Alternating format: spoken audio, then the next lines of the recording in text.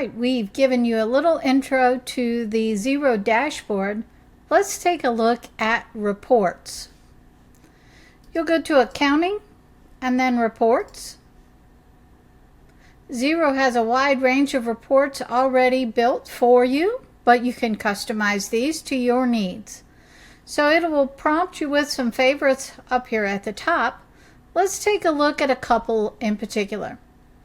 Before we hop into the normal financial statements of balance sheet and income statement, let's check out some financial performance information.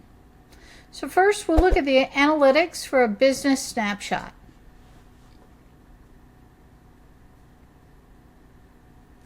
All right, this is a great report, one of my favorites, and has a lot to look at.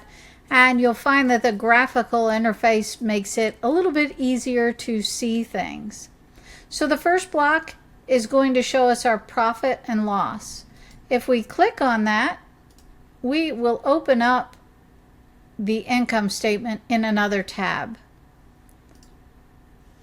So this is going to give us some comparison numbers of how we're doing this year versus last year. Right now we're showing a loss. We better get some help from our accountant, right?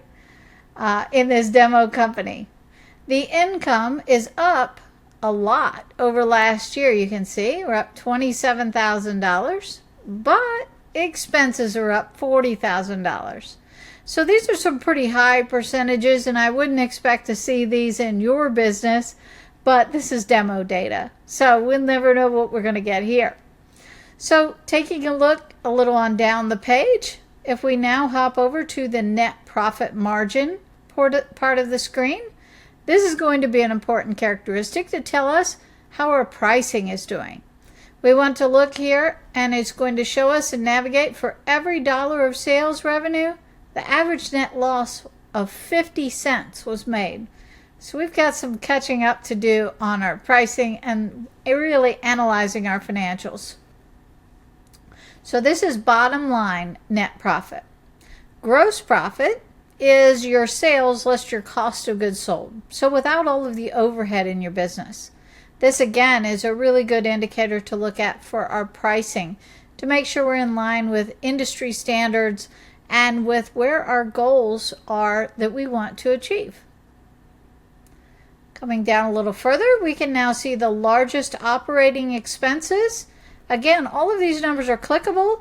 If you click on them, it will take you to the detail of the expense report, so you can see all of the expenses associated that underlie that number. Finally, at the bottom portion, we have the financial position and the cash. So it's giving us a summary on our balance sheet, our overall cash balances, with a link to check out our upcoming cash flow needs. We also show that our average time to get paid is 7 days, and our average time to pay suppliers, 320. Uh-oh, I bet we have some mad suppliers. We can also toggle the bottom here to turn on the financial ratios. These are in a pilot program right now, but they're giving us current ratio, debt ratio, and current liabilities to net worth. Those are helpful if you're into the deeper financial side. If you are a top-level business owner, those may not be all that exciting to you. All right, so that's one of the analysis reports. We can also toggle this to look at it based on last year, current month, last quarter. We can also toggle between cash and accrual basis, and we can print that report if you prefer to have a hard copy in hand.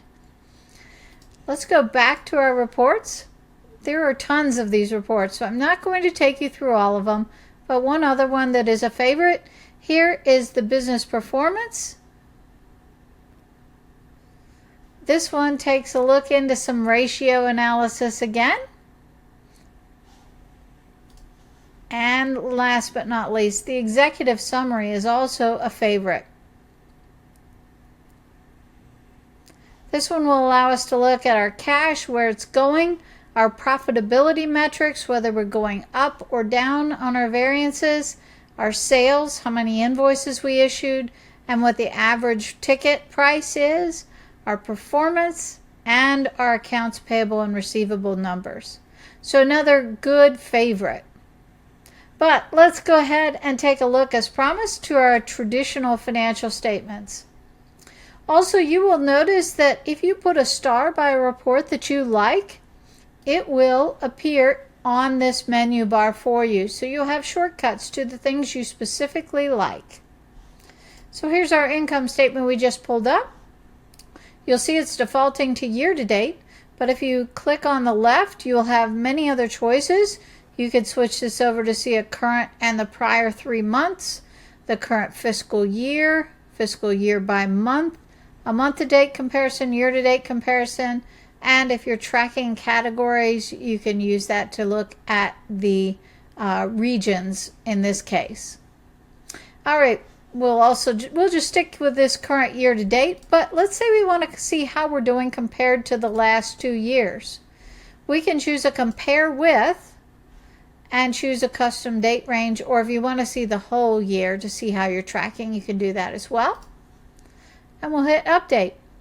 So now we're seeing the previous same amount of days before in those periods. So you can get a really quick comparison.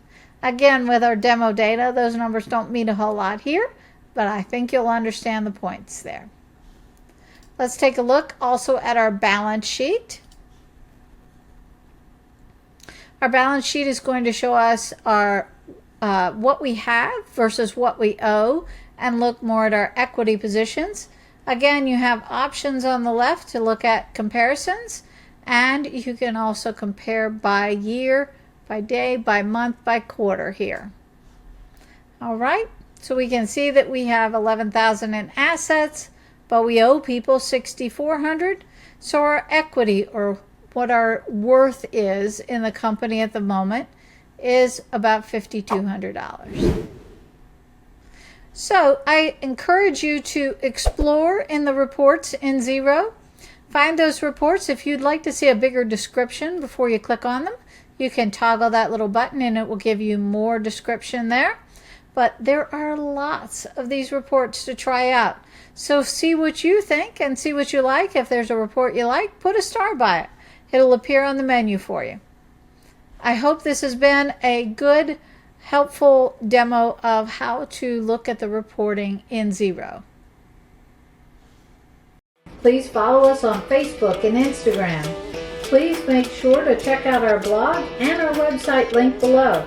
Subscribe to our YouTube channel and hit the bell to be notified when we post. You can email me at donna@pyopaccounting.com.